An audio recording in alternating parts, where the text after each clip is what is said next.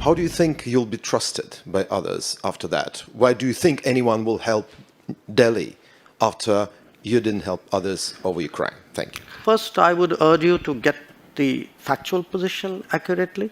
That I come in one conflict because it will help me in conflict two. That's not how the world works. Where does India fit into this? But are you planning to not take a side? No, I'm sorry. That is exactly where I disagree with you. This is the construct you are trying to impose on me, and I don't accept it. You cannot also sit on the fence. I don't think we're sitting on the fence. Just because I don't agree with you doesn't make me sitting on the fence. It means I'm sitting on my ground.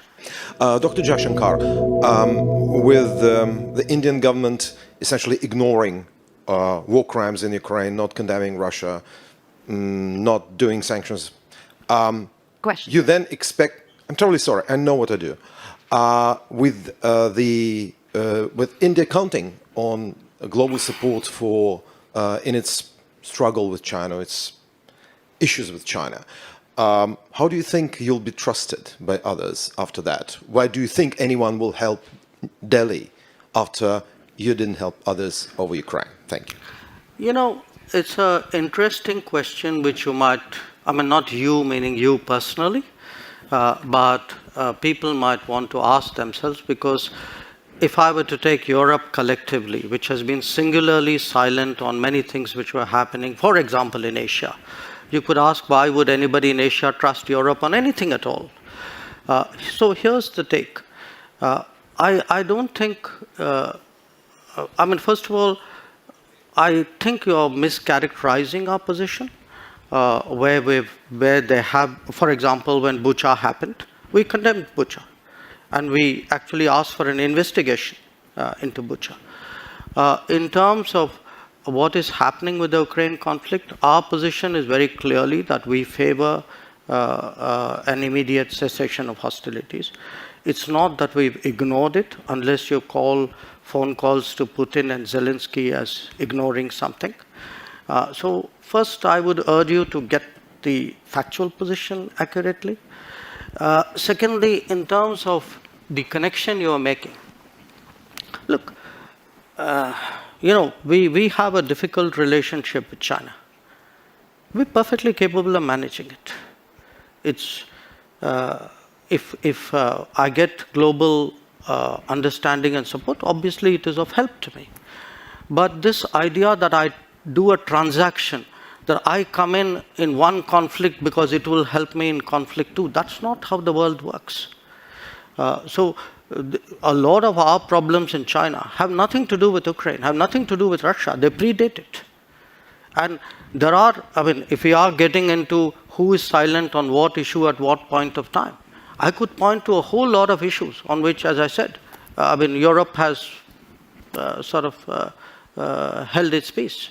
So, I mean, it's a great polemical point you made. So I take it in that spirit. I think as a follow-up to that, a lot of the noises I've been hearing, both in the United States and here in Europe, is on a similar train, that you have a problem with China on the border. It's been going on for decades now.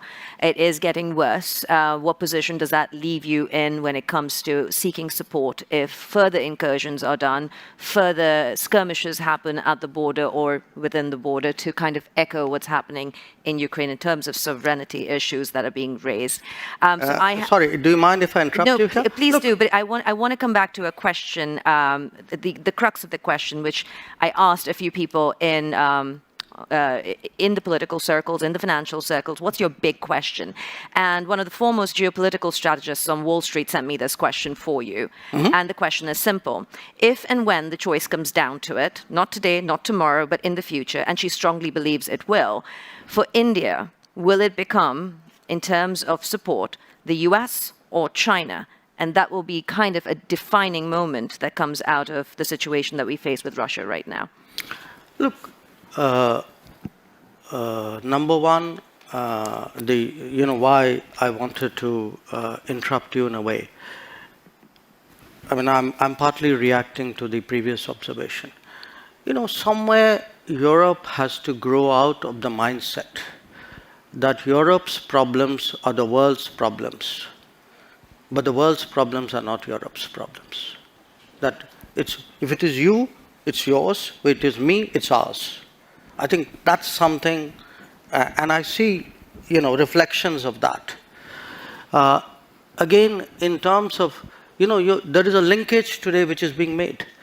A linkage between China and India and what's happening in Ukraine.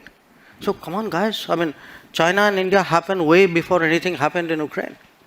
So the Chinese don't need a precedent somewhere else in the world on how to, engage us or not engage us, or be difficult with us or not be difficult with us. So, as I said, I just see this as frankly a not very clever argument, a very self-serving one. This idea that, your grand strategy must be about how you will choose.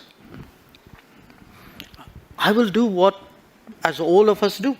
I will weigh the situation, everybody, after all, how do countries eventually make decisions? Mr. Jaishankar, there will always be two axes at this point. I think it's an understood, accepted fact that you have the West, US-led, you have China as the next potential axis. Where does India fit into this? But are you planning to not pick a side? No, I'm sorry. That is exactly where I disagree with you. This is the construct you are trying to impose on me, and I don't accept it. It is becoming a key point for transshipment of Russian oil to bypass sanctions.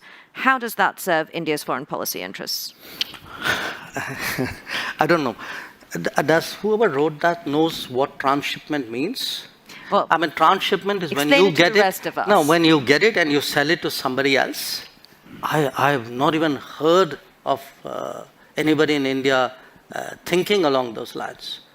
So yes, we do buy. So you're saying the Wall Street Journal report is inaccurate that they're quoting? Politely, yes. Okay. So I can say it less politely, India is but not a conduit to any Russian oil transactions. No, not. Listen. Please understand the oil markets. There's an enormous shortage of oil. There's a physical shortage of oil. Getting access to oil is difficult. A country like India would be crazy to get oil from somebody and sell it to somebody else. This is nonsense. What will or what is India's position on the world stage? Because if you want to talk about 1/5 of the world's population, you cannot also sit on the fence when it comes to foreign policy matters. Non-alignment isn't plausible if you want to take your position on the world stage. What does it look like with 3 years of your government left, approximately? And what does of this term? Of 2 years, actually. Oh, 2 years. Yes. Thank you for the correction. Yes. Or even in the next decade or so. What is India's position? Sitting on the fence is not an option to be a world leader. I don't think we're sitting on the fence. Just because I don't agree with you doesn't make me sitting on the fence. It means I'm sitting on my ground. And my ground is actually, what are the big challenges of the world? Okay? Big challenges of the world are climate change. I think I'm very critical to the solution. I can be an exemplar. I can be actually an arena for an enormous leapfrogging of green technologies. Look at terrorism. Look at the emergence of a world order. Look at security. Look at sustainable development goals. You take any and all of the big challenges of the world, some part of the answer either comes out of India, can be contributed to India. And again, I hate to say, it's a bit like a broken record, but look, a lot of things are happening outside Europe. We have, partly because of climate change, for a lot of humanitarian, natural disasters, humanitarian responses. In our part of the world today, a lot of people look to us to help out. The days when they expected Europe to come, which Europe did at the 2004 tsunami. The difference today is nobody's even thinking of that anymore. So the world is changing, new players are coming, new capabilities are coming, but a new agenda must come. The world cannot be that Eurocentric as it used to be in the past. And who will India play with? Will it be Europe and the US, or will it be China and Russia? Look, they're not exclusionary, but we are a democracy, we are a market economy, we are a pluralistic society, we have laws and contracts, we have positions on international law. So I think that should give you a fair part of the answer. After all, you began the question with a reference to the Quad. I mean, even though we didn't get much time to talk about it, but the fact that you have today a grouping like the Quad, we just had its summit in Tokyo, where very important decisions were made on connectivity, on telecommunications, on supply chains, on cyber security, on maritime domain awareness. It should tell you something which direction we're going.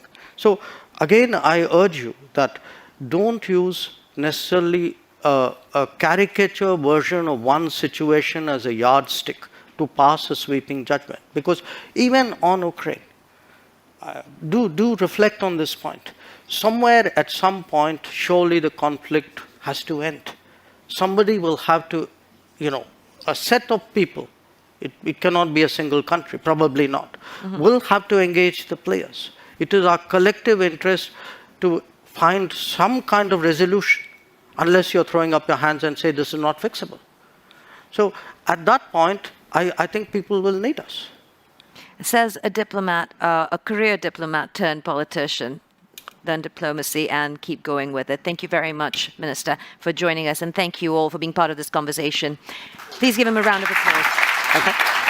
We're taking a quick break.